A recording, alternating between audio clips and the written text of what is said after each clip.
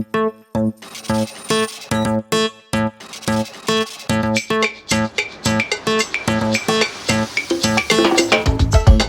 and welcome everyone to the Capital Mind podcast. If you'd like to know more about us, visit capitalmind.in, and if you'd like to invest with us, do visit capitalmindwealth.com.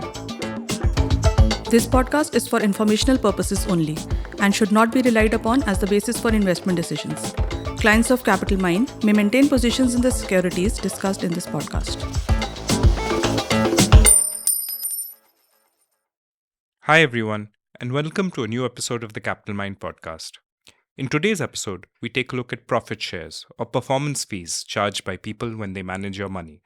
Over the course of this episode, we dive into who can charge a performance fee and when, what terms like management fee, hurdles, catch-up, and high watermarks mean, whether performance fees actually create skin in the game or the right set of incentives for the people managing your money, how losses and performance fee don't go well together, when does it make sense to charge a performance fee or profit share?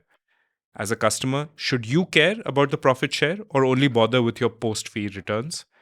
And finally, how do you pick between two funds in front of you when one charges a fee and the other doesn't? Do listen in to hear what Deepak has to say.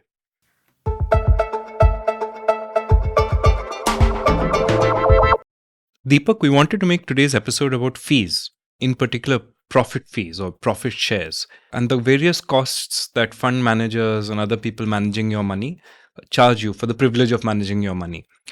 So I wanted to take a closer look at profit shares and first understand who can and who can't charge profit shares in the Indian landscape at the very least, because that's where most of our listeners are from. And just then dive into the logic behind it. I guess the thinking seems to be, and everyone keeps saying this both on sales calls or just when you talk to them, that the profit share is what gives you some sort of a skin in the game. Incentives rule the world, and if you get to share some of the profits you make for me, then you'll do a better job at managing that money. But I feel there's a bit more to this story, and that's what my personal experience has been. So I just wanted to dive into this with you. And I thought maybe we could start by just looking at some of the terms so that we all are on the same page here. Whether it's management fee, hurdle rate, catch-up, profit share, watermarks. Maybe we could start with that and then we'll build up to the argument. Super. I think great time to talk about this as well, because, when we think about what it means to pay someone a fee, or look at the history of how this whole thing evolved, as in people couldn't manage their own money. They were like, okay, listen, we can manage our own money ourselves. We can invest it in stocks directly. But you know what? This person, Shrey, knows better. So can I give him my money and say, you manage it for me? And that way, I think I can make the better profits or whatever it is. Shrey's not going to do this because for free. He's going to be like, listen, I'm going to do this for you, but I'm going to have to charge you a fee. So one standardized way that everybody started off was a management fee. The management fee was saying, just to manage your money, I'm going to have to put resources, an office, buy a bunch of subscriptions. All that's going to cost me. I'm going to give salaries to my analysts and all that stuff. I'm going to charge you a certain fee as a percentage of the money you give me. Regardless of whether it goes up or down, you have to pay me that fee on a consistent basis, because that's going to be what keeps the lights on in my office. But more importantly, this is almost akin to earlier people having had to pay salaries to kind of say, okay, I'll hire a person who'll manage my portfolio. I'll pay him a monthly salary, and that person manages the portfolio. A management fee is a slightly altered version of that, where you say, okay, well, this person is managing funds of multiple people. Obviously, he's got to have to charge more for people who give him a lot more money, because that takes more time and effort to manage, and lesser for people who give him lesser money. So it's a percentage of the total capital or the AUM, the assets under management. This is a management fee. Now, there's a bunch of fees on top of this. You can tack on like GST, custodian fees, and all that stuff. So these are pretty much standard fees that are roughly either fixed or a percentage of the funds managed. Most mutual funds, at least in India, all mutual funds in the world, most mutual funds cannot charge anything beyond this. There's a management fee, a total expense ratio, and that's that. In this management fee, usually are embedded any of the other elements that you might be paying. And for instance, you might be paying commissions because you don't know the fund manager directly. there is a distributor or a friend or a bank who's saying, I know the fund manager, but in order to get to him through me, you're going to have to pay me a percentage of whatever fee the manager charges. Now, this is all hidden from you because you're literally saying the bank manager's charging me 2% a year. I don't care. Now, the manager pays 1% a year to the bank as a referral commission, which is like half his fee, which is how typically commission structures are. So you end up with a situation where you're going to pay 2%, but you're not paying it out of your pocket. You're paying it out of the assets that you've given the manager to manage by itself. So it's like a seamless fee internally built in. You're fine with that.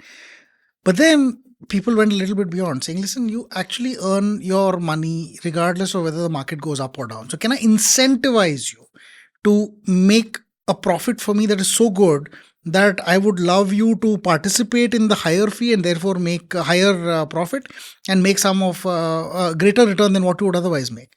So, well, the fund manager says, fantastic, tell me what we can do. We can share the profits above a certain percentage. So maybe the first 10% is yours.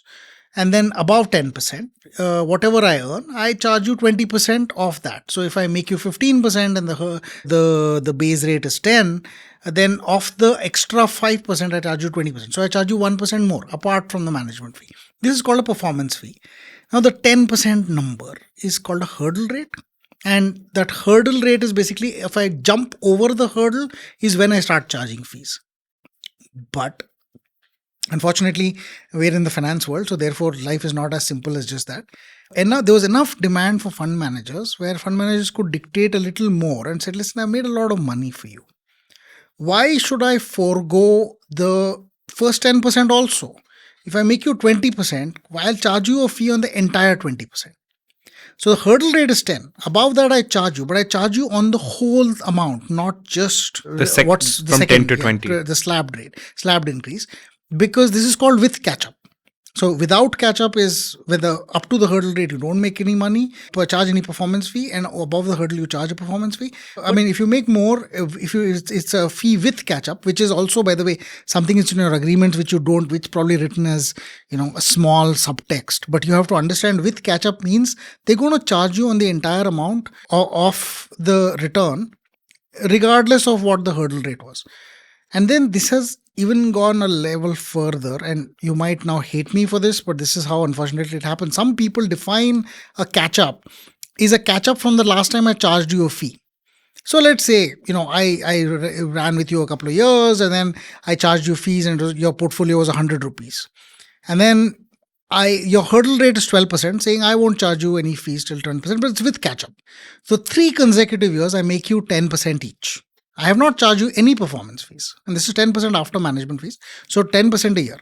So 100 became 110, 110 became 121, 121 became 132. Now you're thinking, okay, you know what? Deepak has done 3 years and he's not charged me any fee. The 4th year, I give you a fantastic year. I charge you, I make like 15 or 16%.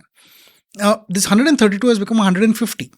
Now you're thinking, Deepak, you didn't charge me. I mean, I was at 132, right? So now you're going to take the 18 and charge me that 20% performance fee on 18. On 18. So that's 3 rupees 60 paisa. Well, the way I have defined it in the agreement is to say with catch-up is from the last time I charged you a performance fee, which means I have only last time we started with 100. So I charge you the entire fee from 100 to 150, 20% of that. So you pay me 10 rupees, not 3 rupees 60 paisa. Now you're thinking, my God, what is this? But this is how catch-up is defined in a lot of agreements. So you have to be careful of what you're looking at, but it can mean a significant difference between what you think it is and what it actually is. So maybe some of these scenarios should be, you can run it with your fund managers when they talk about profit share. Usually profit share or performance fee is exactly what is charged. Now, we don't charge on Capital Mind, but when you have at least Capital Mind PMS, we don't charge it. But this catch-up concept is from the last time you charge a performance fee is part of a lot of agreements. And people don't realize it in these contexts. Then there's something called a high watermark. The high watermark means that if I have charged you a fee to a certain point, beyond that point, when I can charge you next fees. Now, this means that if I have charged you fees all the way from 100 to 140 in 1 year, so I charge you 20% of that, so I'm left with 132. Now, the subsequent year, my 132 went down to 115 because the market is a bad thing. This sounds like, oh, Deepak can't charge me a fee now. But I could say that the year after that, 115 goes back to 132, I can still charge. But then I've already charged you. I've made this profit in a previous year. I've charged you up till 132. So I should only charge you if the portfolio goes beyond 132.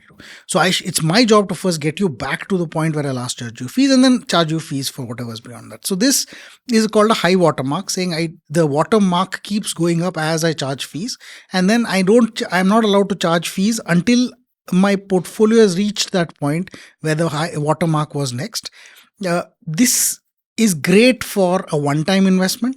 It gets very complicated if you do constant investment. So for instance, every month you want to add some money and so on.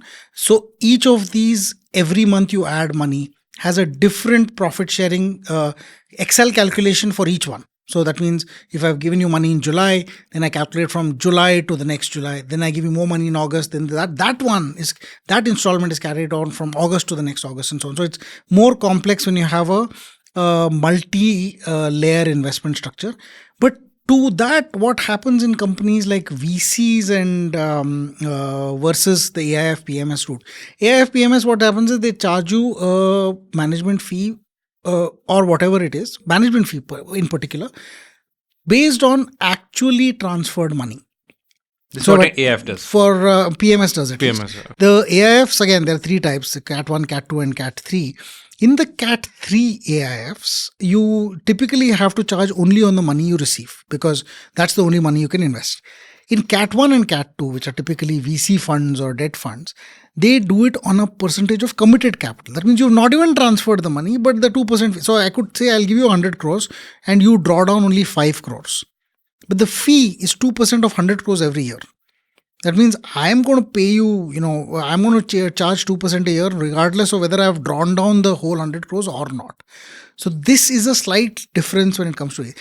I'm sorry for having brought about so many concepts in the same thing, but that's the fee structure. We'll actually we'll write these out in the notes or something so that someone can see them. I think Catchup is the most dangerous one because you don't really know what your profit share is. I thought of one visualization which I was using when I was figuring out fee structures is, let's say you give someone 100 and they have a hurdle rate of 10%. Okay. For the first 4 years, they return nothing to you. So 100 stays 100 for 4 years. In the last year, they make 50%. So 100 goes to 150. Intuitively, my sense of fairness or understanding is, look, a 10% hurdle meant that 100 should have been, it's more than 150, but let's say 150 in 5 years. But you gave me nothing for 4 years. But now in the 5th year, you've made 50. And what are you going to charge your profit share on? I mean, I think this apparently needs another word called compounding hurdle or something like that. In fact, many people now, what they do is they do an agreement that says over a period of 5 years, I will not charge you any fees until the 5th year, performance fees until the 5th year. And in the 5th year, I need to have compounded your earnings by so much. Otherwise, it doesn't make any sense. Now, many VC funds do this almost by nature because they are illiquid investments. So they can't charge you per year anyways. They have to charge you only on exits. But for most of the others, the IRRs, if they are done on an annualized basis, every annual basis, you end up with a situation where one good year, and there will always be one good year in any 5-year period, is going to give you so much of a fee, heartburn that you're going to be like, listen, I need a better structure. So this compounding hurdle is a much better way to do things. And I think now, as more transparency has come into this universe, we're seeing a few PMS managers, do it this way. Now, the reason many of them don't do it this way is there's no cash flow for 5 years. So, for instance, I'm only charging a management fee that's just meeting my costs. So, my real profits come from the profit share, if you think about it. And then I get that profit only after 5 years. So how do I motivate employees to stay for 5 years and make that massive pile when they can't even see it? And there's no cash flow in the middle. So many people say, listen, on a yearly basis, we'll do it, but let's compound it so that my hurdle rate is not touched, or rather, I have to touch the hurdle rate on a compounding basis since you invested. Fair. Let's go to the other side of the argument, which was, I think it was skin in the game, right? So it was The reason this profit share exists is because incentives rule the world. And if you give someone your money to manage, they can either play it safe or swing for the fences. If you want to play it safe, go to someone like a mutual fund, I guess, who can't really swing for the fences. But if you want someone who does something a little more interesting or extraordinary for you, you need to make that worth their while. And the only way you do it is by saying they can share in some of these amazing returns that they get for you. And that's the logic for the profit share. Do you believe in this? Because I often feel that people's investing styles are their investing styles, and they do what they were going to do anyway, and the profit share is the post-fact justification. And since I bring that up, you or we don't charge a profit share in the PMS. Why did you do it that way? Let me ask the second question, answer the second question first. It's very interesting because we want to make a business profitable from the economics of the management fee itself. Sort of like the mutual fund industry, because of two reasons. One is, of course, if you get too comfortable with the performance fee thing, and the performance fee thing is very lucrative for the manager, undoubtedly, because we have done a 25% odd annualized return on what is a 2,200 crore portfolio. So just assuming that this 25% happened in the last year, our share, even if it was 10%, would be 50, 60 crores plus. Now that's a life-changing amount for a small business like ours. But we decided actually that we won't do it like that, because we would not be able to scale this beyond a few thousands of crores, and that isn't really the hallmark of a large institutional business. And we don't use leverage. We can't as a PMS. And I feel that at some level, that is also what is required to swing for the fences. You need to be able to take leverage at the right time. When they say back up the truck and buy, you need to have something to back up the truck into. If you're fully invested and you're not allowed any leverage, you can back up the truck, but your truck is full. You don't have space to add more at that point. So leverage is what gives you that. And we can't use leverage. But I think here's the thing. Incentives is right. But all thing I've described about profit shares is that a profit share. There is no loss share, which means if you make money, I make money. But if you lose money, I don't lose money as a manager, right? So at some level, that was another unattractive feature of the profit share business that kind of kept us a little wary about this. But the more important thing, and here's a very interesting part, we wanted people to be able to invest every month. Imagine the calculation nightmares that people have to go through to figure out what fees they have to pay us if they're adding money every month, because it adds layers of complexity to everything that we're doing. We're facing that in the AIF where we charge a profit share, but we found that the AIF is more usually a lump sum investment. So people don't expect to invest it, in it every month for the most part. But because we aren't we are not doing this in the PMS, we don't have any of these complications there at all. But let me ask you this. If the profit incentive is real, then it means that you're telling me that I can profit on the upside but not hurt on the downside, which means I could take too much risk on the upside. I could make an enormous amount of money when the market is going up, but lose an enormous amount of money when the market's going down.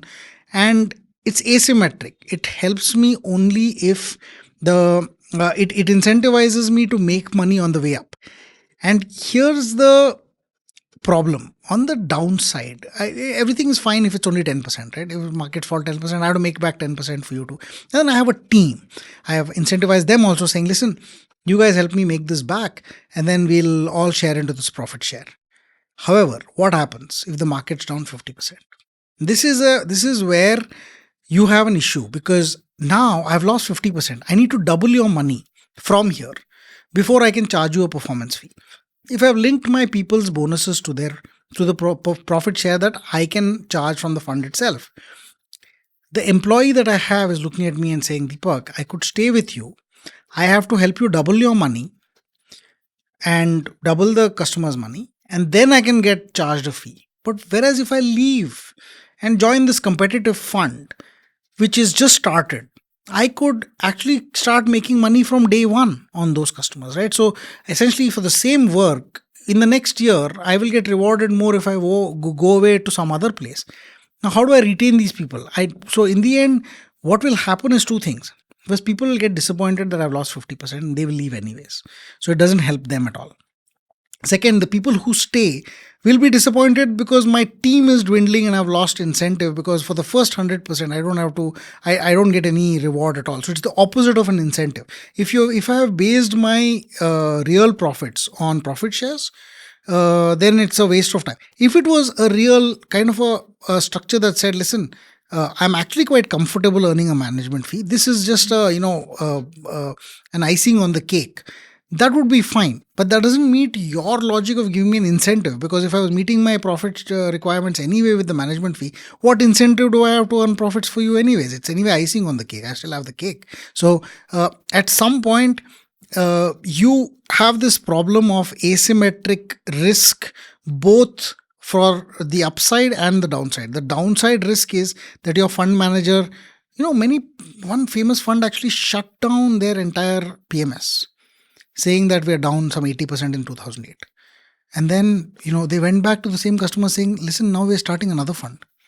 So, imagine the guy who's just lost 80% and said, okay, fine, we're done. These guys are shutting down the fund. They're not going to do anything.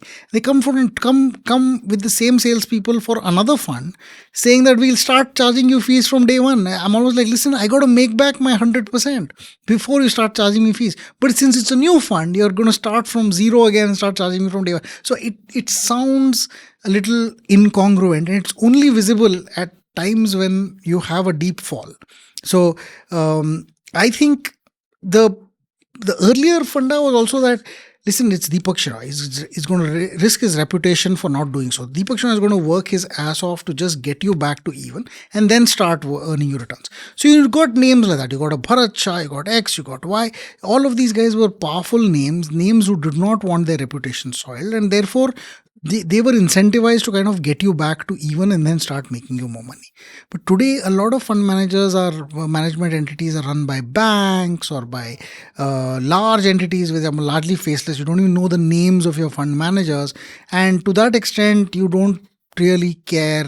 There's no social pressure to kind of, keep it that way. And what social pressure in the end? Because if the guy is famous enough, where we've done another podcast with this, there is no downside in the financial markets. People beyond a certain point, they just stay. Yeah, people lose money and the world forgives them and they just do it again. So a few follow-ons here. First, your description of the asymmetry in this profit share not being a loss share is like, look, heads we both win, but tails only you lose. So it's clearly not a very favorable situation. Second, when you talked about this, how you can't incentivize your team, I faced this personally, where at some point, many years ago, we gave some money to some real estate fund. And it's not doing very well because I think the timing was unfortunate. So we just got in at the top of the cycle.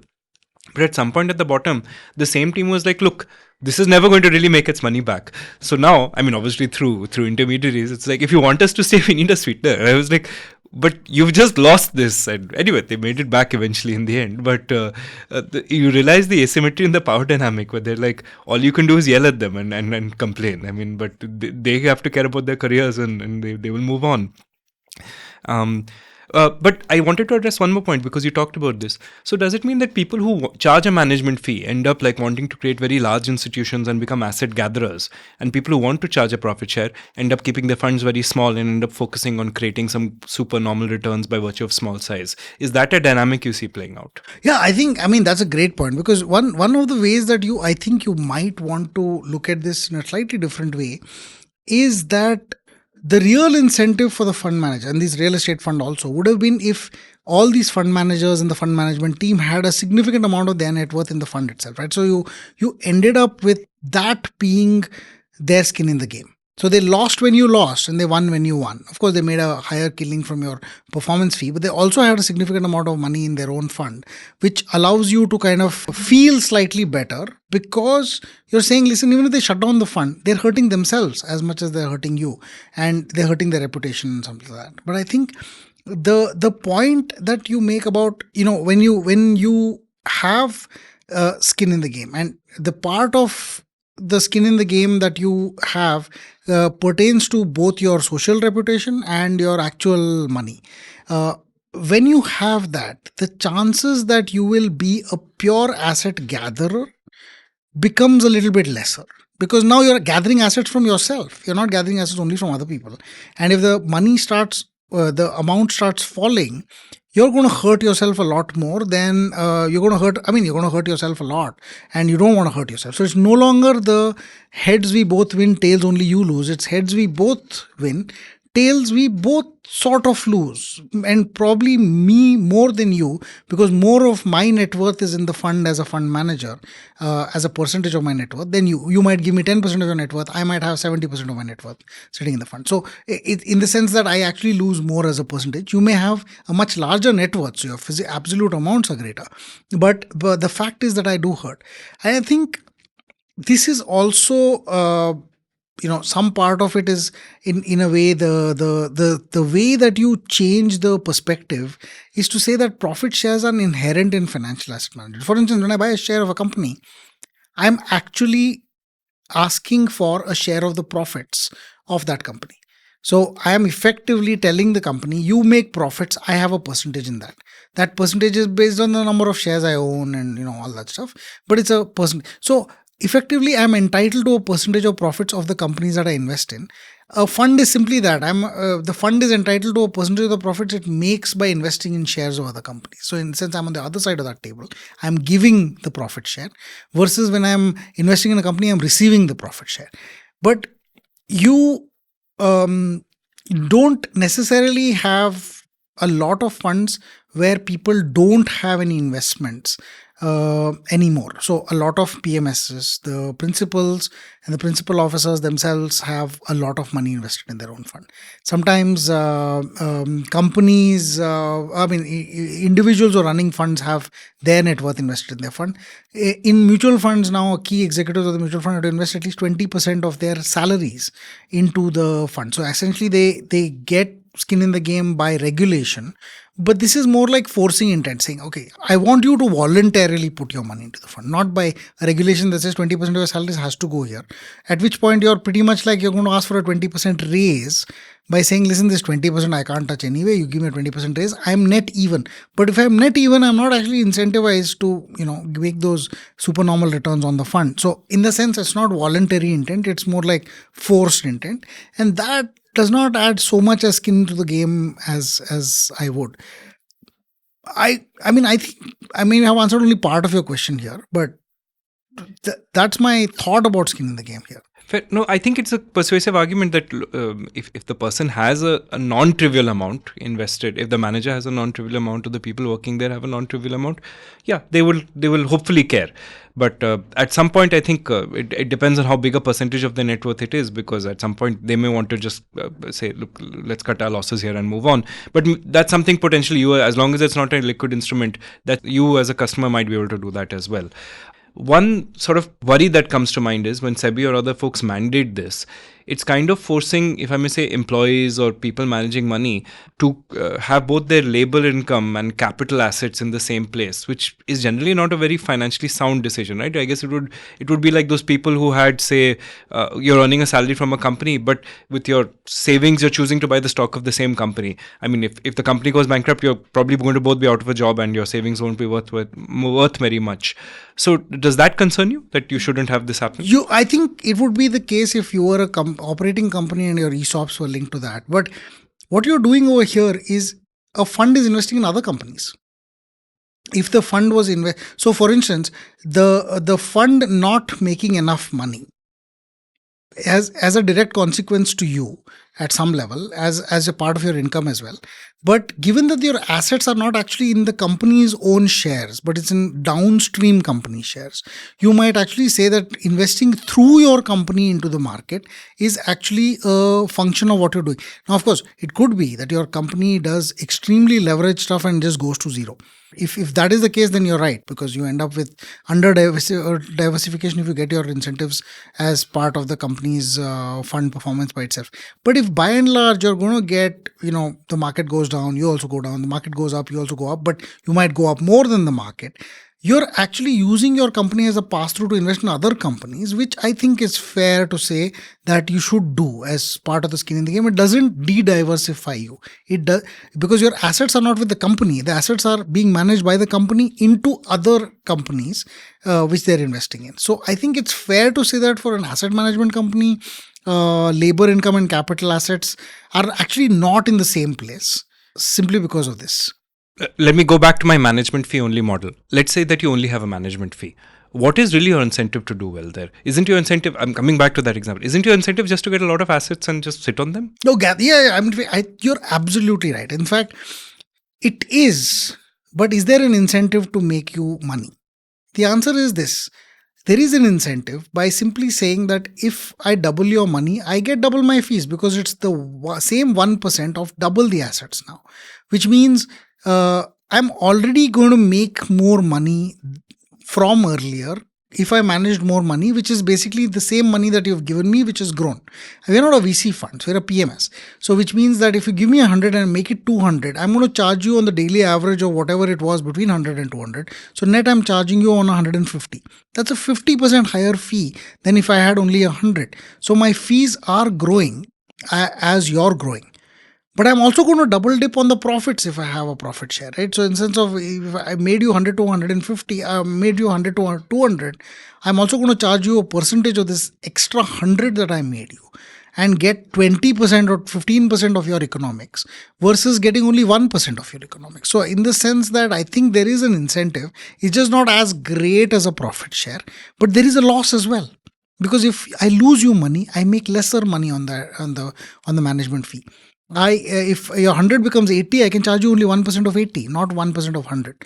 So in that sense, that helps me. The second thing that it does is that if I do really well for you, you will probably add more money to my fund. You'll refer other customers who will give me more money as well. So if I make you enough money, I will actually get more assets into the fund and charge a higher management fee in the first place. So this would be the gathering assets argument, but I can only gather assets if I show performance. I can very rarely of course, many times I can, if I'm really, really famous, I can gather assets without having anything like, I don't know if Donald Trump decided to raise a fund, which he has probably done in this crypto world already.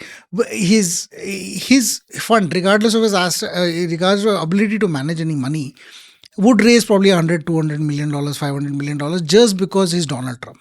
But I think not everybody has that kind of ability to do it. So to that extent, only performance can allow you to retain funds over the long term.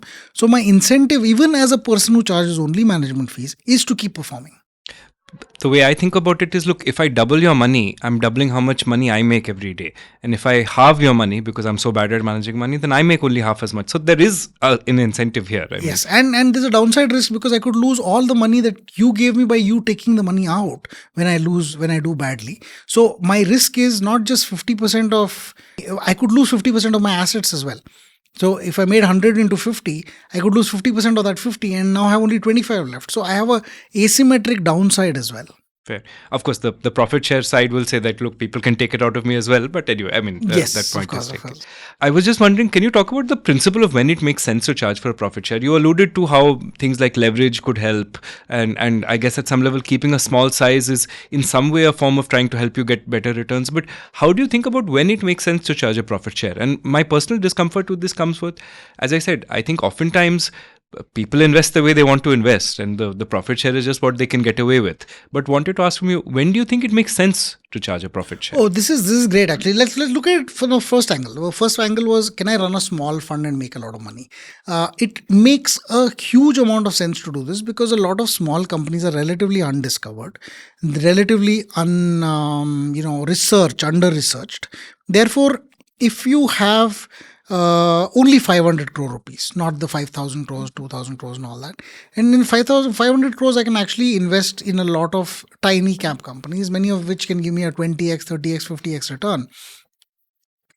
Now, the absolute fee that I might charge on a 500 crore portfolio per year may be only 5 crores. Now, 5 crores is not enough to run a, say, 10-person analyst team plus X and plus Y and plus Z. So you're thinking this and 5 crores is just about keep the lights on. But that 500 crores can become 1,000 in a year. I could get 100% return because I'm investing in a lot of small caps which will get discovered.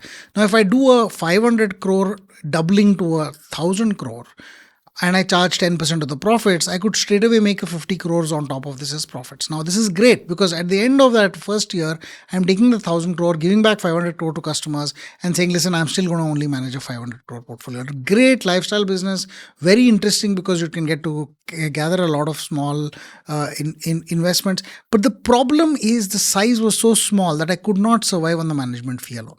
Therefore, I need to charge a profit share, and I think I can because I can make supernormal investments, right? Now, where you shouldn't perhaps, and I'm saying this without any judgment, is like if I charge you a percentage of profits to invest in, say, mutual funds.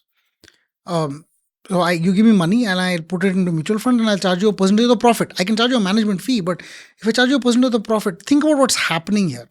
Your mutual fund manager does not get a percentage of the profit. The guy who's actually making the investment does not get a percentage of the profits. The fact that you chose him versus somebody else, you are able to charge a percentage of the profits, and the mutual fund guy doesn't even know that somebody is making a percentage of the profits. So to that extent, why is the customer paying any of this? Why are people selling this? I don't understand, but it's nice, and if you can make it, you can make anything look sexy if you package it right. But at some level, charging a profit share on a mutual fund combination of portfolios almost sounds like, oh my God, what's happening over here? That's extent.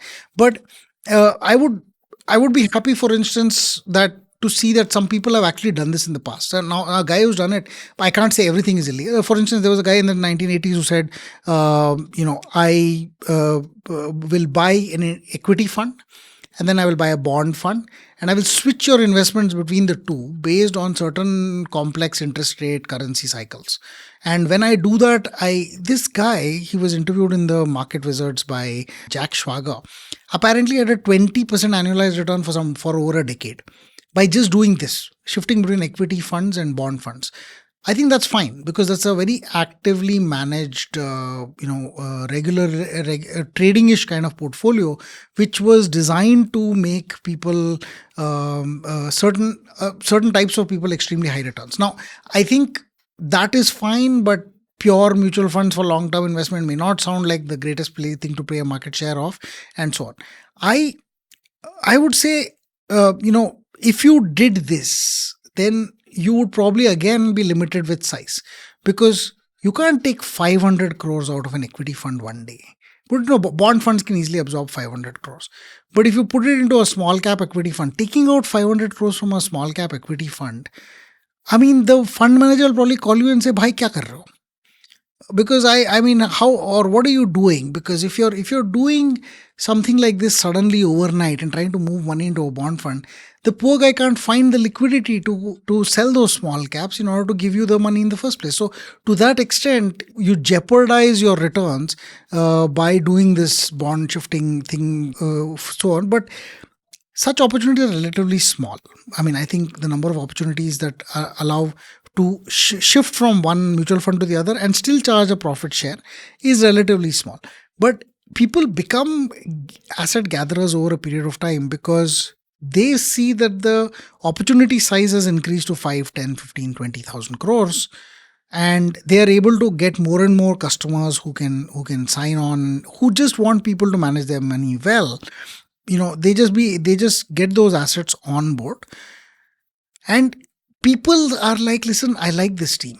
I think they're a good team that manages my money. They can forecast things to a certain extent. They have certain algorithms perhaps or data that helps them make decisions. And to a certain extent, I trust the team to manage my money well. When you choose a person based on this, your fees, like you just said, are largely irrelevant. People don't look at fees as a deal breaker. As long as they feel that they're not getting a really raw deal. For instance, my medallion by Renaissance has 5 and 65, 5 and 35% or something. So 5% management fee, 35% profit share. We'd still give them our money. Yeah, you'd still give because they don't take it. Yes, the 200% per year. I mean, at this point, you're like, dude, take whatever you want. I mean, whatever in the end, if I get something that's decent, but they don't take people's money. And again, here you're going to choose. And now, why would you do this? Because they're beating people so much that this. So why would you choose a PMS? Is also because if they've beaten mutual funds by a respectable margin, then you're saying, listen, fine, take the profit share. If you're going to give me 30% in a year when the mutual fund makes 10, then I don't grudge you a profit share. And that's when I think it starts to make sense to say, oh, take a profit share because you're making this irrationally higher return, or you're using leverage. Because in case you use leverage, for instance, a guy who's faced the say COVID crisis, market's down 50% or 40%, and the guy suddenly says, listen, I'm going to buy Nifty futures for 2x your portfolio, doubles down, and then makes double the return when the market goes back up. That kind of a person is giving you a supernormal return by taking leverage on the upside as well. This makes sense, I think, to kind of give a profit share on. I also wanted to think about other industries. Is this unique to finance? Because again, with finance, there's a question of, like, when you see the people charging, say, a profit share on mutual funds, there's an intuitive feeling of, look, does the other person really understand what's happening? I mean, how are you actually pitching this? I mean, they will, of course, argue this is consenting adults. I'm going and selling this to this person. He's agreeing. What's your problem? Why are you coming and opining on this? You're just jealous that I'm selling more than you or something, or I can pull this off. But there is that sense that people are just getting away with it. Do you see profit shares in other industries, and at least in your experience, or other businesses? So I think profit shares exist, of course, in many meaningful ways, most likely in the finance. In fact, Warren Buffett said this when he bought Salomon Brothers, and then he eventually sold it because he was like, I can't deal with this industry that seems to demand a share of every profit, despite the fact that they've made me losses in the past. So they're not just trying to help me recover the loss, but just to help me recover the loss, they want to charge a profit share in the first place. So that is a problem, because a lot of traditional industries don't do something as badly as that. But I think to a certain extent, there is a power dynamic in every industry that says, and there's a famous story that goes like this, right? A guy's got a very expensive, say, motor, and it stopped working, and they call this random obscure expert who's supposedly the world's most renowned expert in that one particular motor, and that guy comes along and starts whacking things around with his hammer and says, well, you know what, I know what to do. And he goes and gets a spanner and tightens one nut, and the motor starts working. And then he gives the bill of $1,000. So the guy looks at him and says, dude, you just hit something with your hammer and tightened a nut. I mean, why? Can you give me an itemized bill, please? So he said, fine, I'll give you an itemized bill. Tightening nut, $1, and knowing which nut to tighten is $999. So, I mean, sometimes the profit shares come as a benefit of experience. So you know you're going to pay a lot of money for someone to come and fix a problem that you know that people who don't have, and people accuse a lot of, so in the tech industry, for instance, you know that the persons who can fix bugs, which are complex bugs, are going to be ridiculously expensive. And you can't even have them on board for most of the time, because they might be great at doing a bunch of things, but they come in during crisis situations and then they fix things. And this may not be bugs in terms of the code wala bugs. It may be an infrastructure issue. You're getting hammered from some random guy in China who's trying to do malware and all sorts of things. And you need somebody to come and help you. So somebody needs to come in and set up this infrastructure so that this doesn't happen to you in the future, or that your systems are protected enough against malware if it hits them. So you're going to hire this kick-ass person, pay him 2x or 3x more than what you would pay anybody else. And the incentive for that person, although it's not a profit share, it's more like limit my losses in that sense. You're actually creating this incentive that says, well, you know what, I'll do it like this. But there are other places where a lawyer, a CA firm, many of them take percentages based on mostly professionals. So if I win a case for you, then I will. India, you can't do that, but most foreign people can. They can say, can you give me a percentage of what you make? Many investment bankers take a percentage of, say, IPO. I do a lot of work for you. I raise a lot of money for you. I'll take a percentage. Oh, of course, that's still finance. Still finance, but yes. It's slightly different finance. A different area. Instead of managing money, I'm raising you money. A loan intermediary will take a percentage. Sometimes in businesses, we've had a situation where a person comes with a referral fee saying, listen, this is a contract which is worth, say, $50 million. And I'm going to help you get the contract. So I need a 2% of whatever is eventually negotiated. So 50 million may be the top line figure. But if I had negotiated down to 40, then I want 2% of that 40. And if I make it up to 60, I want 2% of the 60. Typically, companies in the VC space, when they're either buying or selling companies, pay such commissions to intermediate investment bankers. But this also happens in structured deals. So, for instance, you want to, it's biggest in defense. And one of the reasons why India gets such flack from defense is India is the world's largest defense importer. The defense intermediaries called, I forget what they're called, the arms dealers. The arms dealers make a significant percentage of commission from the people who sell the arms, right? So you get me India to buy my, I don't know, Tomahawk missile or whatever it is. They get 5% of the cut. And these arms dealers have become ridiculously rich by doing that. And India is the world's largest defense importer because it manufactures nothing by itself, because part of those commissions that are earned by people go into people's pockets in India. That ensures that we continue to be importing. It's only changed in the last 2 or 3 years, but it does happen in other industries. What I'm saying is there's a percentage made. I mean, famously in Bangalore, there was the whole corporators, and a bunch of people who said we build roads, but we can't build roads anymore because the government wants 40%.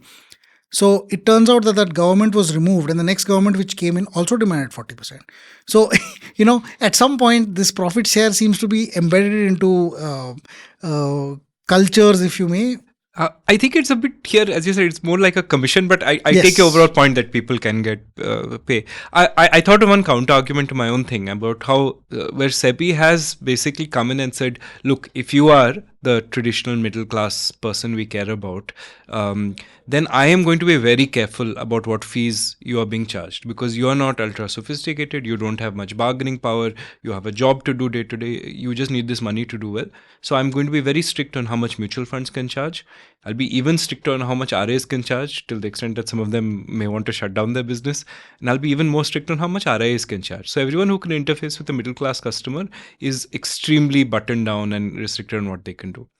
But at some point you can't create the nanny state. So if you're rich enough to pay 50 lakhs to a PMS or 1 crore to an AIF, then you're on your own. And if you can afford money like that, then you should be able to spend the time figuring out how to invest it and what fees to negotiate. Do you buy this argument that if you're rich, you're on your own, it's fine? Yeah, I think, this is actually where I have two parts of this argument. One is, I think the point about whether a person can charge more fees has two layers. One is the lack of transparency of fees itself, which I think accepted that the unsophisticated investor may not be able to see through a lot of this stuff. But effectively, the tyranny is of supply-demand mismatch. The number of good managers who are famous enough are relatively small. So if you want this person, you got to pay the fees that they are giving, and if you're rich enough, you're going to have to pay them. So the person who's who's that kind of who's got that kind of returns is probably saying, I'm going to willing to let you in on those returns. Like the medallion fund is only if I want or like your face, or I've woken up in the right side of the morning or so, or something like that. Hermes sells a bag for 2 lakhs or even 20 lakhs, right? At some point, people are willing to pay that 2 lakhs. I think it's 20 lakhs. 20 lakhs. Okay, maybe. Sorry, I'm terrible in these things. But assuming that it is 20 lakhs, you can't go to Hermes back and say, sorry, but this is just a bag. Because they're going to be looking at you almost like, who is this alien in this universe who thinks Hermes is just a bag? But it is just a bag. It's a utility function. At some point, if you can't go back to a fund manager and say, you gave me just index returns, but you're still charging me fees on it. The guy's going to, that's what you agreed on in the first place. That's why maybe 1 year I gave you index returns, but doesn't mean that I will charge you any lesser on fees on that. And nobody can predict the future. I think also people sometimes invest basically thinking, oh, if I invest in this fund, it's run by this fantastic guy who's got this fantastic community. So I will get the ability to network with these fancy individuals. I know this is not very valuable for a lot of us, but it is valuable for a lot of people to just be known that I have this label that I've invested in ABC fund, and this ABC fund is managed by this fantastic guy. And, so I think that also adds to the reason why good performance, high performance fees are charged. Now, a lot of things that SEBI says equates having a lot of money with sophistication. By and large, this is true because people having more money can take more losses and not basically the thing. But it doesn't mean necessarily that they're more sophisticated. It just means that they have more risk taking ability. Now, being less sophisticated means that at some point regulatory barriers will ease up, saying, if you're more sophisticated, you'll be able to understand this fee structure and so on. We've seen a recent case where a multi-billion-dollar fund running from the US was making some trades in India through a person in Singapore that they designated their manager. That person apparently used Ketan Parekh as their co-entity to do some front-running business, where Ketan Parekh would apparently buy stocks in the exchange before. This person would tell the brokers in India to sell this fund or buy this fund's, some stocks, and then Ketan Parekh would provide them in the market.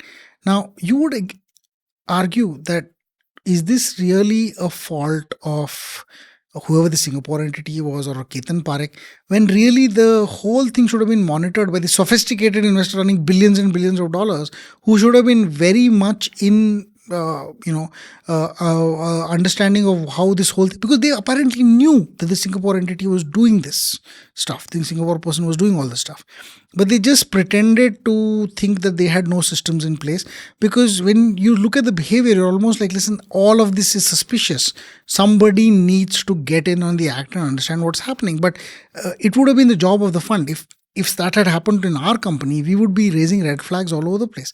But then, SEBI is required to be a nanny, even of that person, versus compared to everything else. So the regulatory, thought process, I think you have to have a standardized structure at some point. But I think you for instance, I mean, in insurance, people have done that. Things like, oh, you know what, you invest 100 rupees. For the first 2 years, your 100 rupees is mine.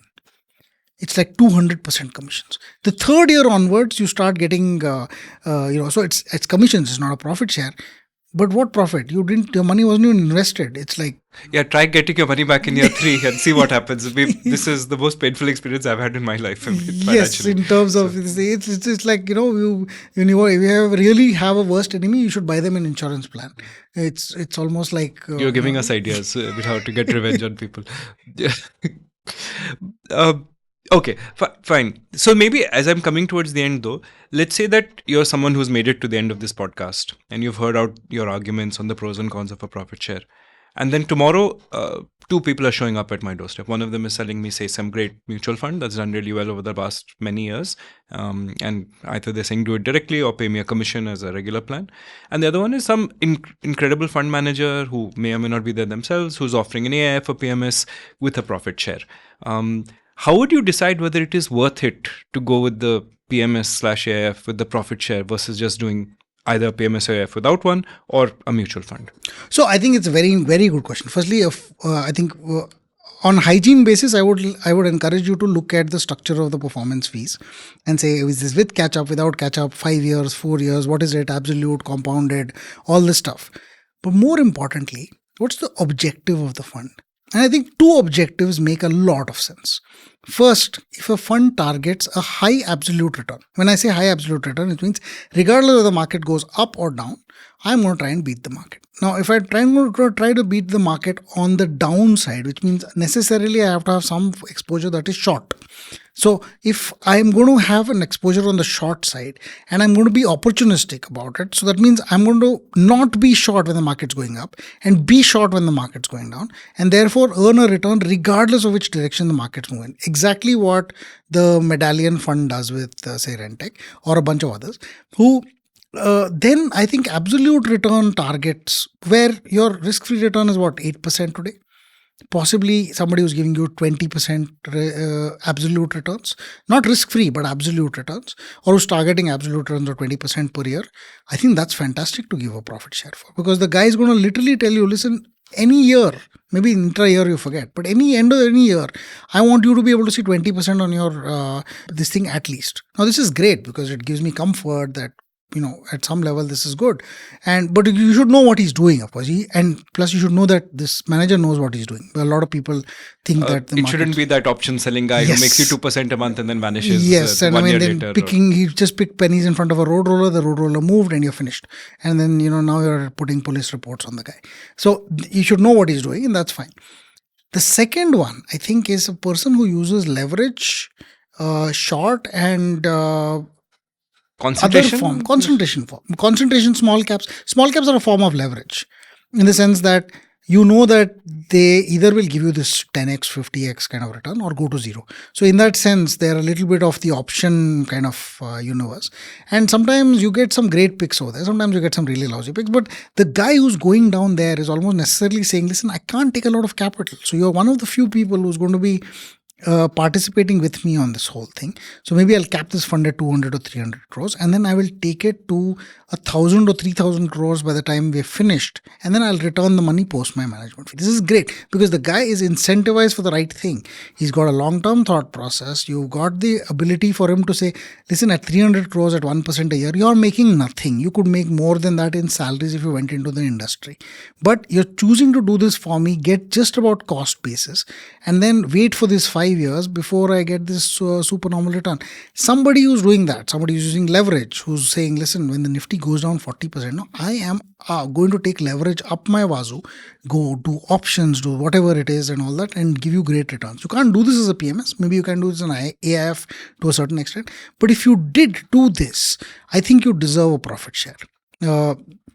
And in our AIF, one of our objectives is in the long term to do things like this, which is basically, that's why we're able to justify even to ourselves that there's a reason we want to charge a profit share, is because tomorrow when the time comes, we may be able to leverage it. We don't use it right now, but That's as we look at more algorithms and so on, there may be a point at which making leverage makes a lot of sense, and we know that there are those moments. It's just that last 5 years have been very kind to us. We haven't seen too many moments of those where you needed to have taken leverage to make supernormal returns on the upside or the downside.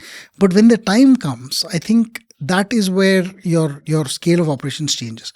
I would say your choice of giving a person performance fees like this, you should be able to either get a great absolute return regardless of markets, or a fantastic return potential that gives you at least 2x or 3x market return. So the market's going to give you 12% a year, and we've kind of written an article on that. That's about the max you should be able to expect from markets. Then you should look at somebody who's looking at it, who's potentially going to give you. Now, no manager is going to tell you they can give you a 25 or 30%. The only way to look at it is their track record over pieces. So they're giving you 24, 25, 30% or so. That is when you're saying, fine, take a profit share. Now, remember that even without a profit share, companies like ours, like PMSs like ours, without a profit share, have already given you 24, 25% over the last 5 years. So your return expectation of people who give you this profit share based return should be even higher than that. At least that's my humble submission, is that sure, give you a profit share, but make sure you understand what profit share you're giving and pay it for the right kind of reasons, because it incentivizes the right kind of professional. Two sort of questions off the cuff from that.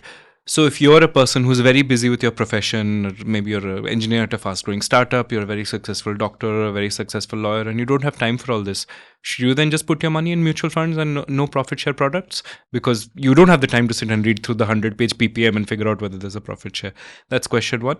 Question two, SEBI has indeed, or let's just use regulator in general. I mean, it doesn't have to be SEBI, but regulators have been very careful when the end product is consumed by the middle class or below that, and become much more hands-off when it becomes richer customers. Do you think that's the right approach on this as well?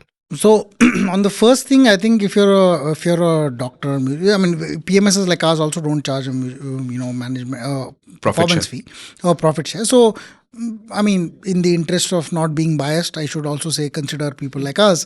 But yes, mutual funds qualify, so do PMSs like ours. Many PMSs do also have an option of saying no profit share, just a management fee. That's also fine.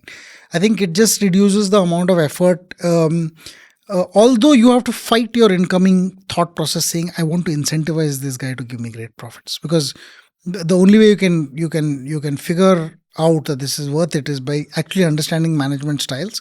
And you're a doctor and a lawyer, you don't have time to analyze it that much, so you may not have the knowledge. On the second front, which is sorry, go on. No, or the engineer who's solving $100 every day. So most people just want somebody to just take care of their money, and you shouldn't have unreasonable. So the problem with profits is also unreasonable thought process. You're going to make me money every year so that you can earn your profits, right?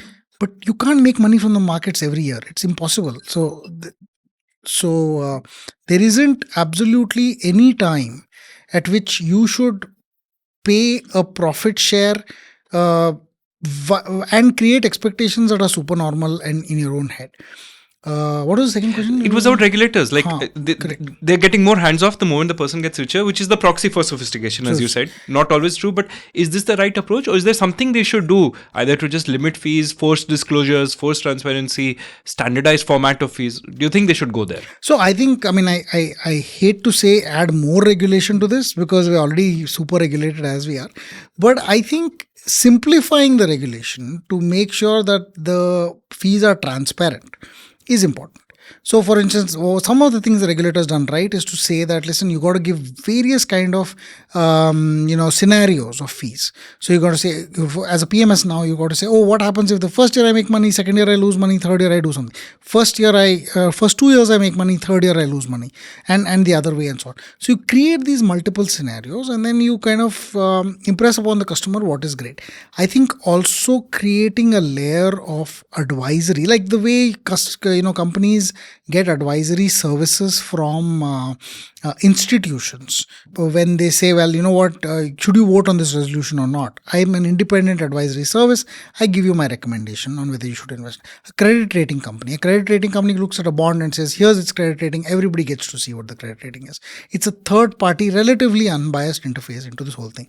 Maybe what is required is the same credit rating agencies, if you may, or something like that, just providing an unbiased standardized format. Not the regulator, not even the PMS manager, because the PMS manager will obviously be biased. You get a third party to say, here is how we understand this person's fee management structure, and that would be a simple one pager that would simply say, listen, these are the pros, across all the fund managers we've seen, this is these funds have catch-up till last performance fee, these funds mean catch-up like this, catch-up like that. So they've kind of standardized the terms so that you reduce your need to interpret every agreement by looking at the fine print and so on.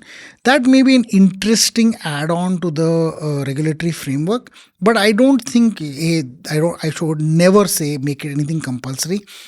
Sophistication with respect to money is not true, but loss making with respect to money is definitely true. In the sense, you have too much money, then you can afford to make. But what happens is you have to ensure that the person who's giving you money is not over leveraged.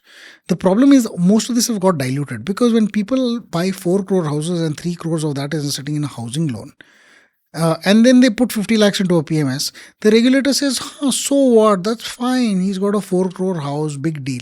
But to me, this is a person who has a 4 crore asset that is not worth 4 crores because they live in it. But he has a 3 crore loan. So technically, to me, this is an extremely leveraged customer. However, if a person takes a personal loan, adds 3 friends together and gets 50 lakhs, the regulator says these are bad people, even though they may have no housing loans at all. And only this 50 lakhs as maybe part of it financed by personal loans. So even for me to say that sophisticated people are people with more money and this thing, I think I would have a problem with that in general. I would feel the problem over here is at some level you need transparency, but you need to actually open up the rules, not add more. You just say, well, you know what? Here's the thing: charge whatever you want to charge. But be open with it and let other people give their opinions on how bad your fees are, whether or not you like it. So if you have an open and transparent fee structure, somebody else should be able to say, well, here's what it is with respect to everybody else. These guys are charging extremely high fees for something like that because that's what ULIP plans are. They tell you their entire structures up front, and there's 5,000 videos created on YouTube saying, God, you guys must be stupid to buy this plan. And still people buy these plans because they see the YouTube videos after they buy the plan. So, but at least you have the YouTube videos. It's like X's or Twitter's new concept of saying community notes, right? So you want the openness, and you want the openness to contribute to say people are not good. That's an intriguing idea, but I completely take your point. So on that, thanks Deepak, and thanks for opining about profit shares. I think I've had a mixed experience with them. As I said, I seem to think that the person managing your money often does it for the interest or the joy of doing it anyway, and their economics are pretty much sorted no matter what. So it really does seem to often be a question of what the person can get away with in that power dynamic or in that structure, rather than them doing something different because this structure or this profit share allows them to. But anyway, so on that, thanks once again and see you next time. See you next time. Cheers.